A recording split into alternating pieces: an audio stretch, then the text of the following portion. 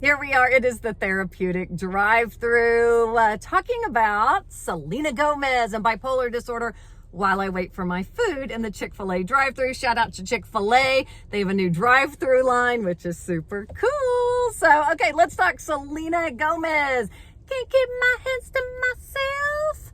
Pop singing sensation Selena Gomez and her new documentary My Mind and Me, out now on Apple Plus, where Selena Gomez basically talks about being diagnosed with bipolar disorder. First off, thank you, Selena Gomez. I really love when celebrities are very real. They're very candid. This is what I went through, and now I want to help somebody else who is going through a similar situation. My hat is off to you, Selena Gomez. If you don't know Selena Gomez, can't keep my hands to myself. Well, let me tell you, she's from Barney and Friends on Disney, from when she was real little, Wizards of Waverly Place, Justin Bieber's girlfriend at one time, which I know they should still be together.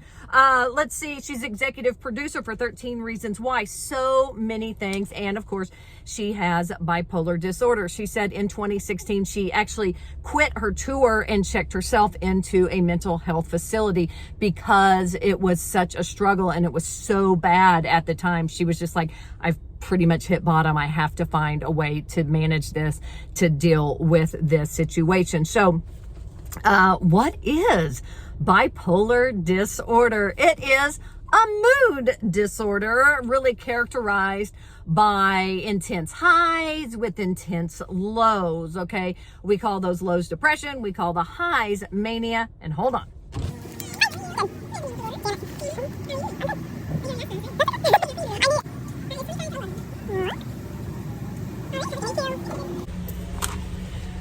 Okay, so let's start with depression, because like I said, it starts, you have periods of mania and depression. Let's talk about depression, which we have talked about before, so you may remember some of this, but depressed mood, okay, where you have that intense feeling of being sad.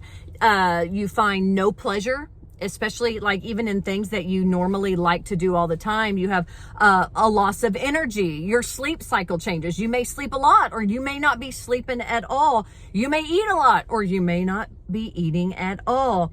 You have a decreased ability to think. This makes like tasks such as sorting socks hard, okay?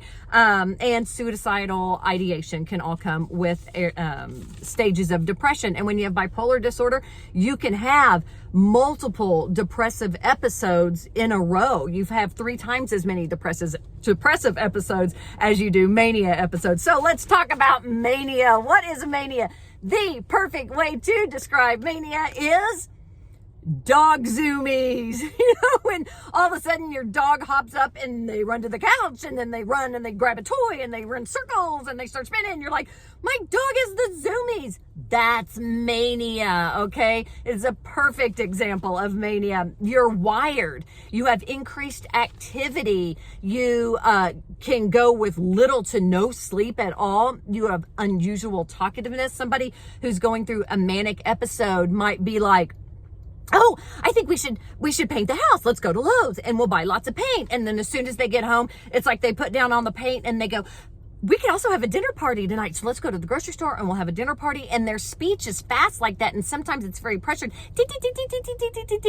That's mania, okay? And the thing with bipolar disorder is that mania can cause breaks from reality. And that's where we'll see a lot of people checking in to a mental health facility in that manic episode, okay? And so when you have bipolar disorder, like, this is your line. This is normal. This is a regular line. You have these high periods of mania, and then it dips way down, and you have these low periods of depression, mania, and then back down, depression. That's bipolar disorder. Like 88% of people with bipolar disorder say that it affects their job performance. Think about it. If you have trouble concentrating because you're in this manic episode, and then that's followed by several days of being in a very depressed, deeply depressed episode, you can see how that would interfere with your work situation. Or like for Selena Gomez being on tour, you know, you're on tour and when you're in those manic episodes, it's easier to perform than when you're in that sad, low depressive episode, which makes it intensely harder. And then it's harder to recover. I mean, if you were a dog and you literally had dog zoomies all day long, think about that. How exhausting is it? And then to try to get up and function again the next day is incredibly hard.